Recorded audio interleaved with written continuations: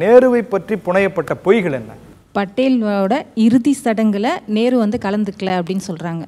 ஆனா அது கண்டிப்பா அவர் கலந்துக்கிட்டாரு. 1950 மொரார்ஜி தேசாய் வந்து தன்னுடைய சுயசரிதையில எழுதியிருக்காரு. ஏன் நேருவை பார்த்து பயப்படுறாங்க? நேருவை பார்த்து பயப்படுறதுக்கு அவங்களுக்கு இருக்கிற ஒரே காரணம் நேருனுடைய பன்முகத்தன்மை தான். இவங்க வந்து முழுக்க முழுக்க ஒற்றைத்தன்மை அரசியலோட இயங்கக்கூடிய ஆட்கள். நேருவுக்கு இந்த நாட்டை பற்றிய ஒரு கனவு இருந்தது. இந்த நாடு என்னவா இருக்கணுன்ற கனவு இருந்தது. ஏன்னா சுதந்திரம் வாங்கின காலகட்டத்தில் இந்தியாவில் 97% மக்கள் ஏழைகள், 3% தான் வந்து மிடில் கிளாஸ்ன்றப்போ.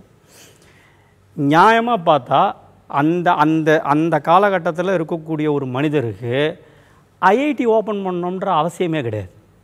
97% மக்கள் ஏழையாக இருக்கும்போது நீங்கள் ஏதாவது ஒரு கவர்ச்சிகரமான திட்டத்தை நீங்கள் கொடுத்துட்டு அறிவிச்சிட்டு போகலாம்.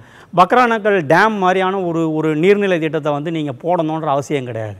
4 இடங்கள், 4 இந்தியாவினுடைய 4 கார்னரில் வந்து உயர்கல்வி நிலையங்களை நாங்கள் வந்து நிறுவுவோம்.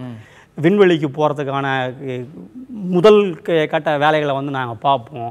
அறிவியலுக்கு நாங்கள் வந்து முக்கியத்துவம் கொடுப்போம். இவங்களுடைய பிரச்சனை என்னன்னா, இவங்க திரும்புகிற எல்லா இடங்கள்லையும் நேருனுடைய ஏதோ ஒரு நிழல் வந்து இவங்களை பயமுறுத்திக்கிட்டே இருக்கு. உங்களால் காந்தியை உடைக்க முடியாது. காந்தியை நீங்கள் ஓரம் கட்டுறீங்க. இவங்க கொஞ்சம் கொஞ்சமாக காந்தியை ஓரம் கட்டுறாங்க. கரெக்ட், ரைட்டா? காந்தியை ஓரம் கட்டிட்டு அதுக்கு இது பாகுபலியில் பார்க்குற மாதிரி அவ்வளோ பெரிய ஆளுமையாக வந்து நேரு நிற்கிறாரு. நீங்கள் நேருவை உடைக்கணும்னா நேருவுக்கு இணையான ஆட்களை வந்து, அல்லது நேருவுக்கு இணைன்னு இவங்க நம்புகிற ஆட்களை கொண்டு வந்து நிறுத்தணும்.